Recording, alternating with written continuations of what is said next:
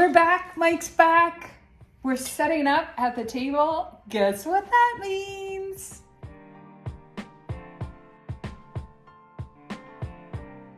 I know some of you have been asking, and some of you have been wondering, when is this going to happen? It's happening. We are going to be soldering today. Oh, and Finney's upset. He wants to be outside. We are here in the greenhouse, and we're going to take you along on this ride. Mike at least knows what he's doing. I don't know what I'm doing. But yeah, we got to put our puzzle back together. Yeah, we might need a map. I'll go get the map. So this is flux. And it is allowing us to solder the copper. This is 50-50 solder. 50-50 solder. Are there like different kinds that you can get? Yeah. So this is for specifically for stained glass. And I forget which number, but one of the numbers refers to how much lead, I believe, is in it. I'll believe you. Don't quote me on it. I'm looking. I don't know. So first question is, when you put this flux on there, is it like, do you have to be careful on how much time it's sitting on there, or is it just doesn't matter? I don't think it matters crazy amount. It probably does matter, and I'm sure a professional would tell me it mattered, but I've never had it matter terribly.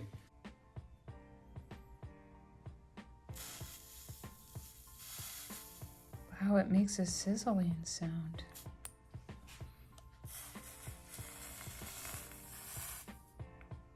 Okay, that was like magic.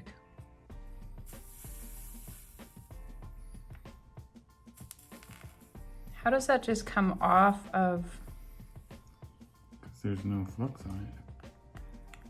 So it's really important to actually make sure your flux is on So properly. now, Is it like immediately soldered? What? I flip it upside down, and I'll just apply a little more flux.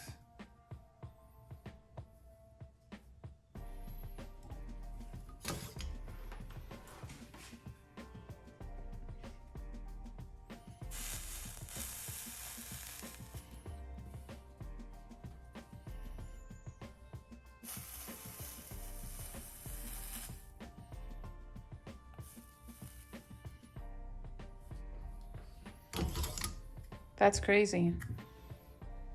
And then this is technically ready to go in your window. That's incredible. That happens so quickly. So now we just find a safe place to store that. Too bad we don't have a sunny day. If we had a sunny day, we could actually like look through it. I cannot wait to actually work on the bee. That's gonna be amazing. So once we have it all soldered, so in some applications we would put a zinc trim around the outside to support it. Yep. We've cut it exactly to the size of your window, so we won't have space for the zinc. But then typically what you would do is you wouldn't solder right to the edge, because the flux in the solder will actually cause this and that zinc ring to fuse together. And so what you would do is you would just leave a ball of solder about 1/2 centimeter from the edge. And then once you've got the zinc on the finished product, you just drag them to the edge. And then you get that nice And it smooth. fuses it all together. So like this stuff, when it dries, it will dry it, but you can actually like, as soon as you heat it, it's liquid. Yeah. Yeah, that's cool. So now that once we have the whole piece soldered together, then what we can do is we can choose a patina. And so this is an oxidizing liquid, and all we would do is we brush this on there, and then all of it will turn black. But there are other compounds that you can buy that will turn it pink or gold. That's or crazy. Some people just leave it like this. And then there is a buffing wax that you can put onto this and leave it silver, and then you just buff the wax on it and it will make it really shiny and really pops. That is cool. Very, very cool. Okay, 2 little mountains. We've got 2 mountains. Next, we've got bottom left. We should probably do top right, Okay. because that would all be on this one window. So we're going to do the puzzle piecing here, and then slowly but surely we're going to take one by one and put them and solder them. That's Yep. what we're going to do.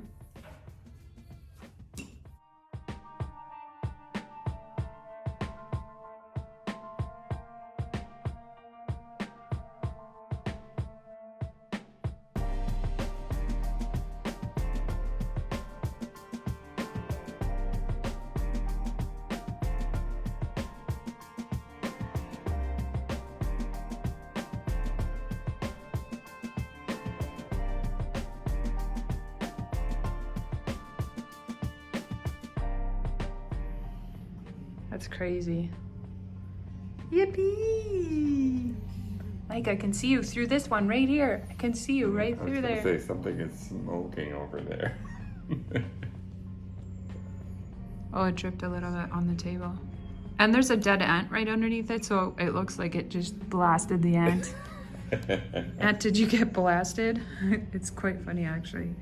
It's literally, it's like, that guy got me with lasers. Okay, so we are done with these pieces. Now we are on to the big finale. Whoop, whoop, the bee. And Mike is kind of pushing me. He wants me to solder. I've just been happy sitting here and just watching him go at it. But what did you say? I can't be good at this unless I actually do it. So something like that. Isn't that what you said? Yes. Yes, okay.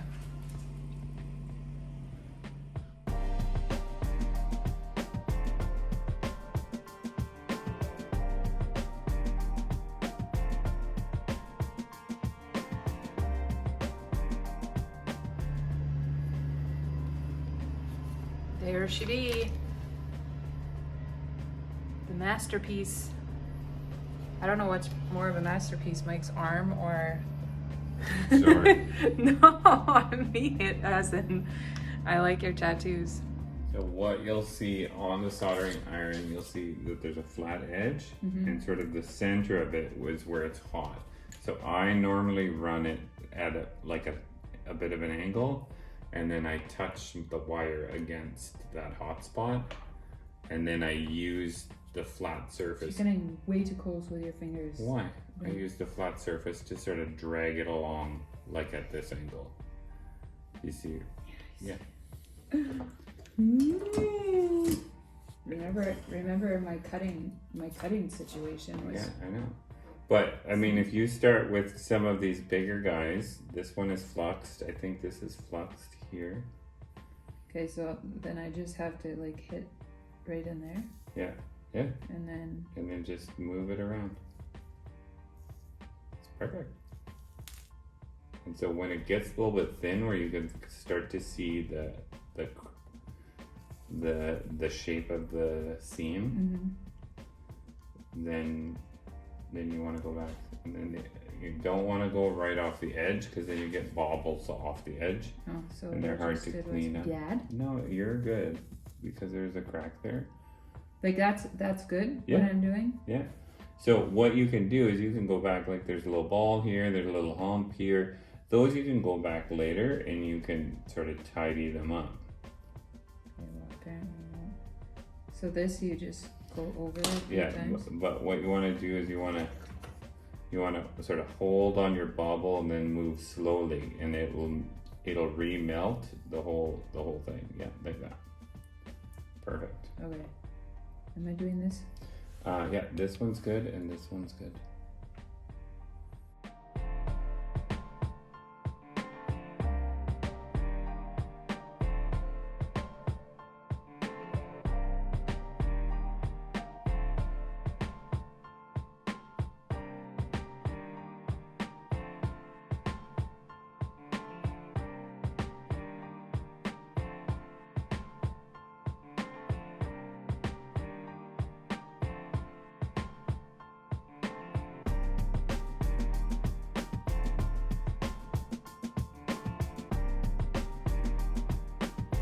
Good morning, everybody.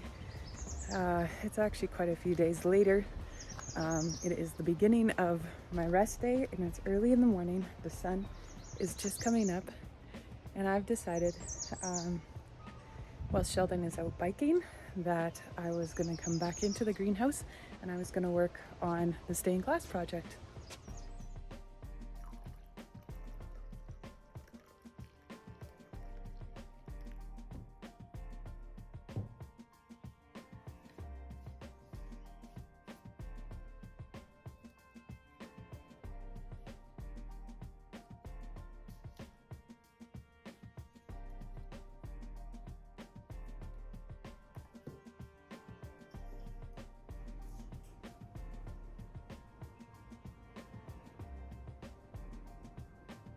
So I've been working here for a while, and I just got completely mesmerized by the work, and it's pretty addictive. I just feel like there's always a bubble or an extra something I can do on every single line, and it's like, when do I stop, when do I not stop, kind of thing. Like, that's kind of where I was at, and I'm just gonna say I'm done. Because what I'm noticing is that if I overdo it too much, I'm basically like baking it, and then if you turn it over, the lines from the other side are actually getting ruined. So there's a little bit of a trick to it. But you know, you live, you learn, and you figure it all out. But this is where we're at so far. And I'm just gonna lift this one up just so that you can kind of see where we're at. So this is where we're at.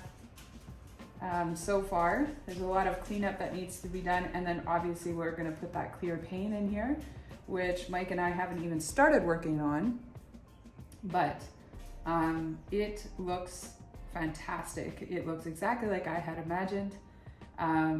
It just, yeah, it's pretty impressive. I love how the light is shining through some of these colors, and it's just like enhancing those red streaks in this one right here. It's beautiful. It worked out really, really well. I kind of have all the pieces just scattered across the table. This one is super sensitive. I will feel way more comfortable once we get that attached to that clear paint. But yeah, we just have them scattered across the table, and I'm gonna call it done. Nobody judge me on seam lines and all that kind of stuff. There is quite a bit of pride in just doing the work yourself. For myself, I've never done something like this before.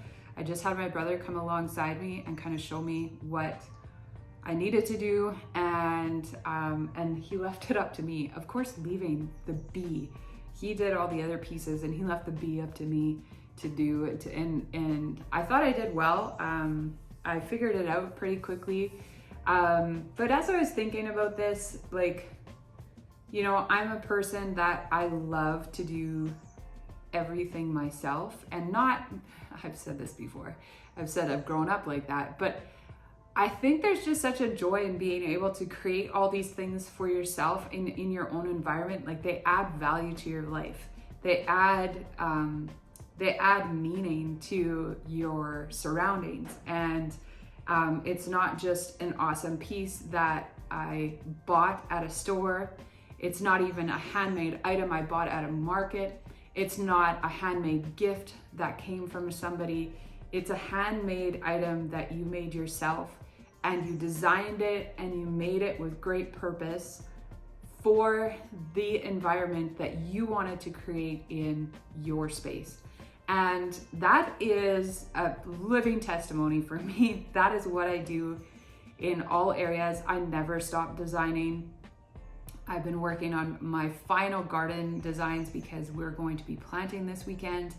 When I created this whole entire greenhouse, I had so much in mind. I had this environment, you know, I was imagining I will be able to sit in here with my girlfriends, and we will be able to, it will be a beautiful area. We can have tea in here. We can laugh, you know, it's amazing when you start designing something and you design specifically to create rest and create laughter and create comfort. I want people to be comfortable when they come here.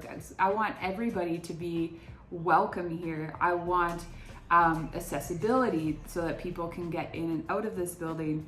You know, I just think about all the different little things that kind of are involved in designing, and that is a lot the same as life. You really want to think about the person that you are, how you're affecting others. Do you want to be the person that actually causes people to be uncomfortable?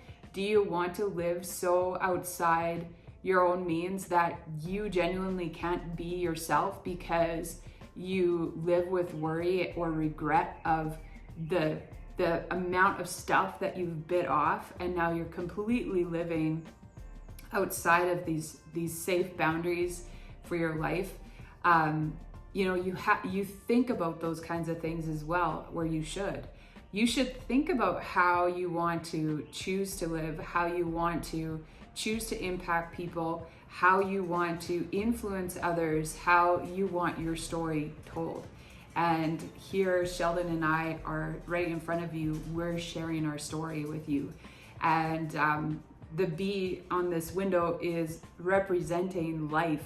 It's representing, like, if we didn't have bees to sustain the plants, we would eventually not have oxygen to breathe.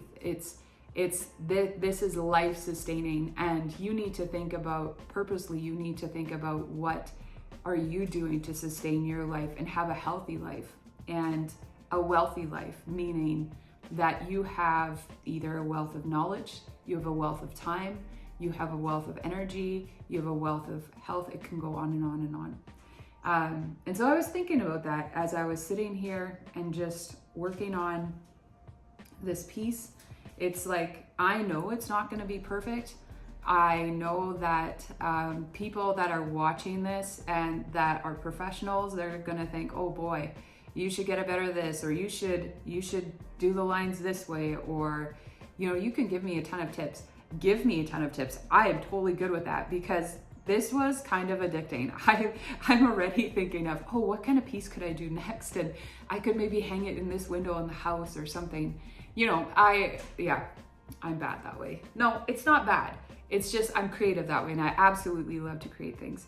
And I love the process of working with stained glass like this. I just absolutely love being able to create something at the beginning and just draw it out on a paper. And then every step actually has challenges that come with it, and uncertainties that come with it. And then it just, every step, once you get to the next step and you get to the next step, it starts sharing a story and it starts creating something beautiful. And that's very much how our lives should be.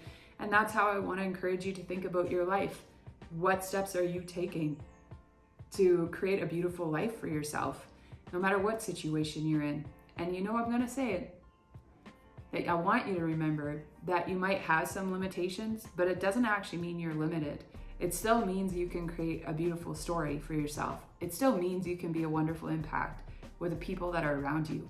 It still means you can go out and love people. And that's something that I learned when I was at my sickest, was that I could not do anything. I could just love people.